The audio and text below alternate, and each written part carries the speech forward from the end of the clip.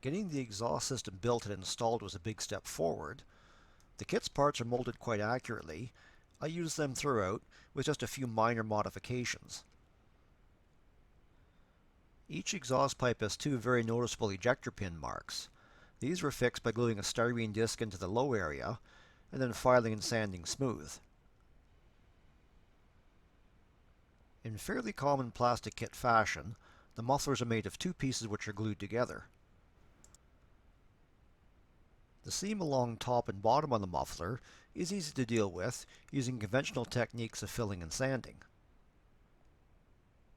The recessed area on the end of the muffler is much more difficult to deal with. Rather than try to do any filling and sanding work here, I used a 5/32 inch diameter drill, which is the closest match to the diameter of the stepped area, and drilled out the end of the muffler.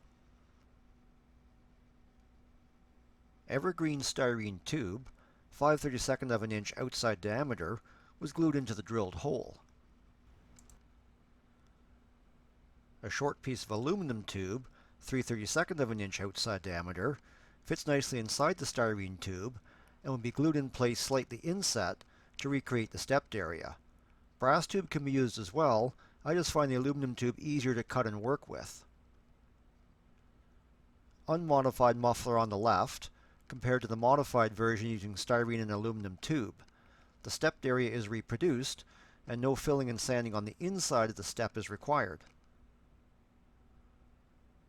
The kit's exhaust system parts fit together well enough that the model itself can be used as an assembly jig. A styrene strip on one side and a balsa wood wedge on the other hold the mufflers in the proper spot, and then the head pipes and collectors are all glued together and the assembly left to harden overnight. With the glue cured, left and right exhaust can be removed from the bike for final details and painting. I used 0.010 of an inch diameter styrene rod to simulate the weld beads where the mufflers join the collectors. On the inside of each mounting bracket, fastener detail was added in the form of a nut, bolt, and washer casting. Airbox and side covers were installed next, and this does start to fill in the space between the engine and the back wheel, but the rather simplified nature of the kit means that there's still a rather large void space here that's quite visible. There's a large void space looking down from the top, with no detail provided for inner fender or battery tray. The kit's designers may have felt this detail was unnecessary, since this area is hidden underneath the seat after final assembly. Installing the seat will hide the void space from a top view, but from the side, the lack of detail in this area is still quite evident.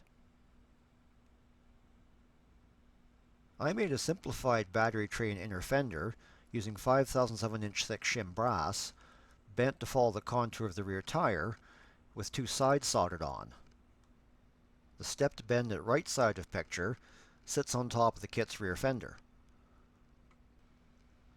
Alclad was used to replicate the chrome finish of the exhaust system, using their gloss black base, followed by their chrome lacquer.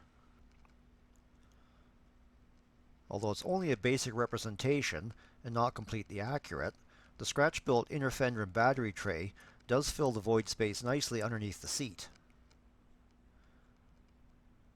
From a side view, the improvement in appearance created by the added battery tray and inner fender assembly is much more visible. If all goes well, there's a few more pieces to assemble, and I should be able to post a completion video by the end of 2024.